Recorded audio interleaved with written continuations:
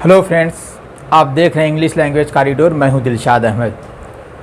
Friends, parts of speech की कड़ी में आज हम लोग पढ़ेंगे कंजंक्शन।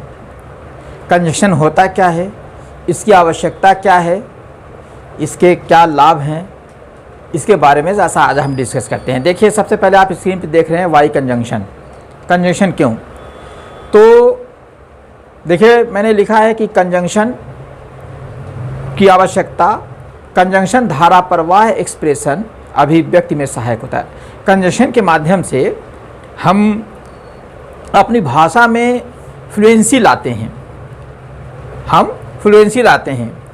अर्थात जो है कंजंक्शन के माध्यम से, कंजंक्शन का प्रयोग करके हमारी भाषा जो है, भाषा को हम प्रवाही अर्थात फ्लुएंस, सुंदर तथा आकर्षक बना देते हैं।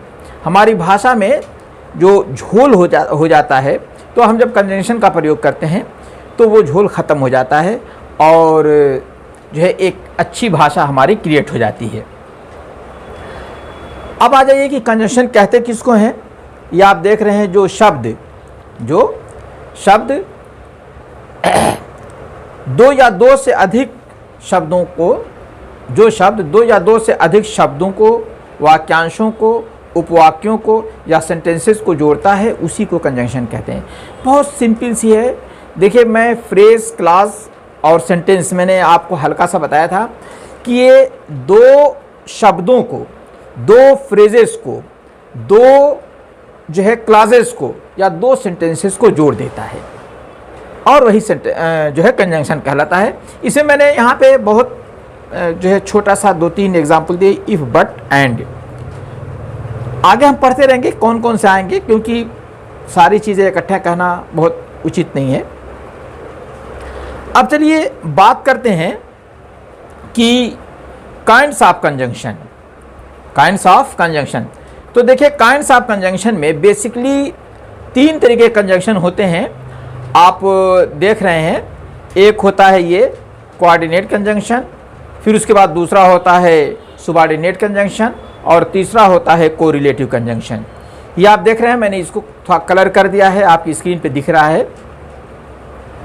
फिर उसके बाद आपका पहला जो आता है, इसमें थोड़ा सा इसकी डेफिनेशन देख लीजिए, इसको मैं दिखा दे रहा हूँ। ये जो है कोऑर्डिनेट कंजंक्शन, ये कोऑर्डिनेट कंजंक्शन की जो है आप देख लीजिए। कोऑर्डिनेट कंजंक्शन क्या होता है? कोऑर्डिनेट कंजंक्शन को समान पदीय संयोजक कहा जाता है।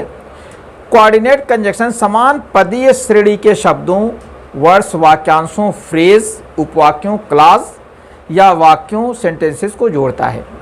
मतलब समान पदीय, कोऑर्डिनेट कंजंक्शन में समान पदीय का अर्थ ये हुआ कि एक कैटेगरी के जो है सेंटेंसेस को या वाक्यों को या उपवाक्यों को या जो है वाक्यांशों को जोड़ता है।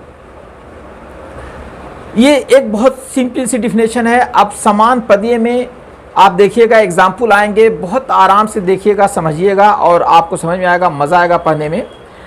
इसमें सबसे अहम और सबसे इम्पॉर्टेंट जो आते हैं, बहुत ही इम्पॉर्टेंट जो सबसे ज़्यादा यूज़ होने वाले हैं कोऑर्डिनेट कंजंक्शन में, वो ये हैं जो कंजंक्शन है, वो फैन है, एंड है, नार है, बट है, आर है, इट है, सो है। ये अपना देख लीजिएगा। आपको बहुत से लोग इसको और तरीके से याद करवाते हैं कि ये तुरंत याद हो जाता है, लेकिन इनके अतिरिक्त भी कोऑर्डिनेट कंजंक्शन है। जो ये देखिए, मैं आपको ये कलर करके दिखा दे रहा हूँ कि ये जो है, ये कौन कौन से हैं कोऑर्डिनेट कंजंक्शन। ये आपको कलर में दिखा दे रहा हूँ। ये जो कंजंक्शन दिख रहे हैं यहाँ पे, ये कोऑर्डिनेट कंजंक्शन के अदर पार्ट हैं। आपने देख लिया इसको कि ये कोऑर्डिनेट कंजंक्शन के अदर पार्ट हैं। बहुत इंपॉर्टेंट, देख लीजिए, इसको मैंने कलर कर दिया है और ये जो है आपको कोऑर्डिनेट कंजंक्शन दिखाई दे रहा है। इसमें कुछ और भी हैं जिनको कोऑर्डिनेट कंजंक्शन की तरह प्रयोग किया जाता है। अब फ्रेंड्स, अगली जो बात आती है वो क्या है? Kinds of coordinate conjunction. Kinds of coordinate conjunction में कौन कौन से आते हैं, ज़रा देखिए। सबसे पहले आता है कम्युलेटिव कंजंक्शन। क्या आता है? सबसे पहले आता है कम्युलेटिव कंजंक्शन। इसमें कम्युलेटिव कंजंक्शन क्या होता है? ये एक स्टेटमेंट को दूसरे स्टेटमेंट से जोड़ता है। बहुत ही देखिए, इसकी भी मैं थोड़ा सा कलर करके आपको दिखा देता हूं कि ये एक स्टेटमेंट को दूसरे स्टेटमेंट से जोड़ता है। और अब उन सारे कंजंक्शन जो ऊपर आपने कंजंक्शन देखे हैं, जो मैं अभी आपको दिखाया था, उन कंजंक्शन को ही मैंने इसमें सारे कंजंक्शन को डिवाइड किया है। बहुत से कंजंक्शन रिपीट हुए हैं, लेकिन ध्यान दीजिएगा कि जो कंजंक्शन रिपीट हुए हैं उनका अलग अलग जगह पे अलग अलग अर्थ है।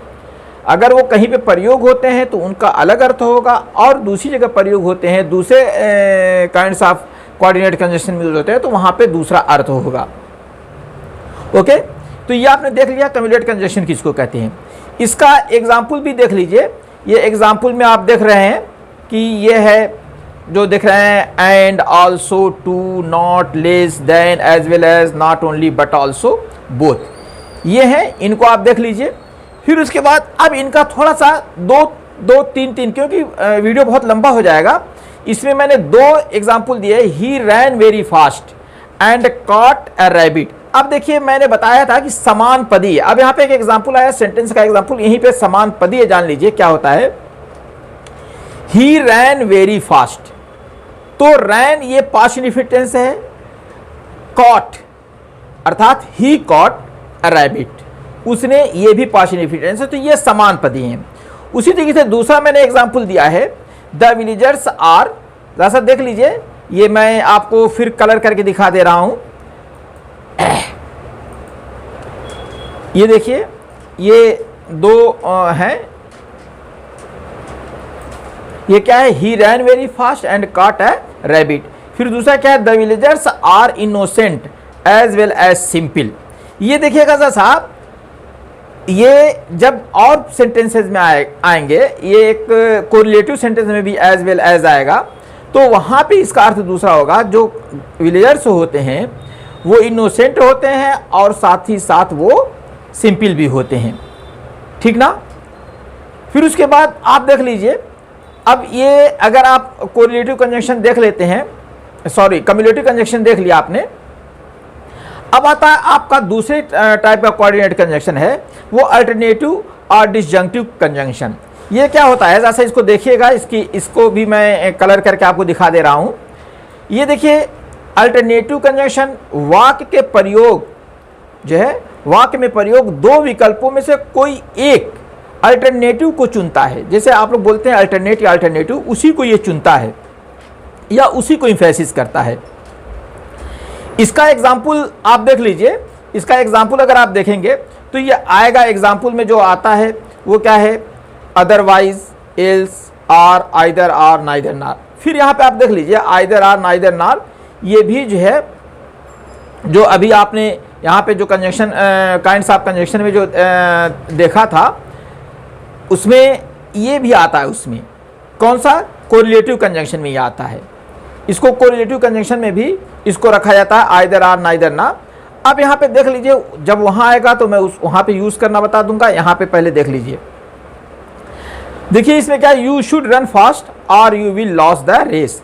यहाँ पे देखिए एक एग्जाम्पल दिया गया है कि एक बात है कि तुम्हें 2 काम में से एक को चुनना है, या तो तेज दौड़ना है या रेस हारना है। यानी कि इसी को कहते हैं जो है अल्टरनेटिव। यानी कि तो आपके पास 2 अल्टरनेटिव्स हैं, एक तो रेस जीतना है और या तेज जो है दौड़ना है। तो या तो आप तेज दौड़ो या रेस हार जाओ। जब भाई तेज दौड़ोगे तभी तो रेस जीतोगे, तो आपको 2 करना। तो इसमें से एक अल्टरनेटिव को चूज किया जाता है, दिखाने के लिए इसको किया जाता है। इसका जो आता है अगला जो example, you must write fast और you will miss the question. देखिए ये दूसरा जो मैंने आंसर किया है, ये पेज चेंज हुआ है जैसा, तो यू मस्ट राइट फास्ट और you will miss the question. आपको जो है तेज लिखना होगा, अदरवाइज आपसे क्वेश्चन छूट जाएगा। ठीक, ये इसका एग्जाम्पल था, आपने ये देख लिया। फिर उसके बाद देख लीजिए, ये कोऑर्डिनेट कंजंक्शन में ये एक आता है एडवर्सेटिव कंजंक्शन। ये क्या आता है, एडवर्सेटिव कंजंक्शन आता है। इसमें सारी चीज़ें आ रही है। एडवर्सेटिव कंजंक्शन का प्रयोग 2 विरोधात्मक शब्दों, वाक्यांशों, उपवाक्यों को जोड़ने के लिए किया जाता है। ध्यान दीजिएगा, मैंने इंग्लिश भी लिखा हुआ है। शब्द वर्ड्स होते हैं, वाक्यांश फ्रेज होते हैं, उपवाक्य के क्लासेस होते हैं, तो इनको जोड़ने के लिए किया जाता है। इसमें बट है, स्टिल है, इट है, नेवर है, द नेवरदलेस है, हाउएवर है, वेयर एज है, ओनली है, वाइल है। अब इसको जब अगर आप यूज़ करेंगे तो इसमें सारे तो यूज़ नहीं है, 2-3 मैंने यूज़ करके दिखाए हैं, क्योंकि जब हम कभी प्रैक्टिस वाले सेशन में चलेंगे तो इसको देखेंगे। मैं फ्रेंड्स आप लोगों से बार बार कह रहा हूँ कि अभी हमको एक केवल हल्की जो है सिस्टम में आना है कि ग्रामर क्या है, क्योंकि हमें ग्रामर को बहुत स्ट्रिक्टली नहीं सीखना, बस हल्का सीख जाए ताकि हमारी जो थोड़ा सा जो मिस्टेक्स होती हैं, जो बहुत साधारण कॉमन मिस्टेक्स होती हैं, वो ना हो। इसमें देखिए, रीड द गिवन सेंटेंसेस में आ गया है, he is poor but he is honest. He is poor but he is honest. देखिए ये क्या है कि दो विरोधात्मक बात है। जो वो गरीब है परंतु ईमानदार है। फिर उसके बाद he is rich yet he has no respect. फिर यह है कि वो अमीर तो है फिर भी उसके पास जो है सम्मान नहीं है। अगला यहाँ पे देख लीजिए, you are ready to run a race. आप एक दौड़ने के लिए रेस लगाने के लिए आप तैयार हो। जबकि देखिए व्हाइल यहाँ पे कंजंक्शन का यूज हुआ है, व्हाइल जबकि यू आर इंजर्ड, जबकि आप घायल हो और फिर भी रेस के लिए तैयार हो। ऐसा कैसे है? तो यहाँ पे व्हाइल है, यहाँ पे भी जो है विरोधात्मक बात है कि आप रेस भी कर रहे हो और घायल भी हो। तो ये चीज़ आ गई। फिर उसके बाद देखिए चौथा है इलेटिव कंजंक्शन। इलेटिव कंजंक्शन इसको कहते हैं कि एक स्टेटमेंट अर्थात कथन का परिणाम दूसरे स्टेटमेंट पे पड़ता है या दूसरे स्टेटमेंट से निकाला जाता है। एक स्टेटमेंट, एक कथन का परिणाम दूसरे कथन से निकाला जाता है। सॉरी यहाँ पे देखिएगा, मैं पढ़ता है झटके में बोल गया, निकाला जाता है।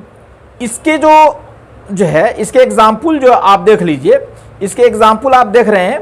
ये क्या है एग्जाम्पल में? देयरफॉर है, सो है, फार है, देन है, हेंस है, कॉन्सिक्वेंटली एटसेट्रा।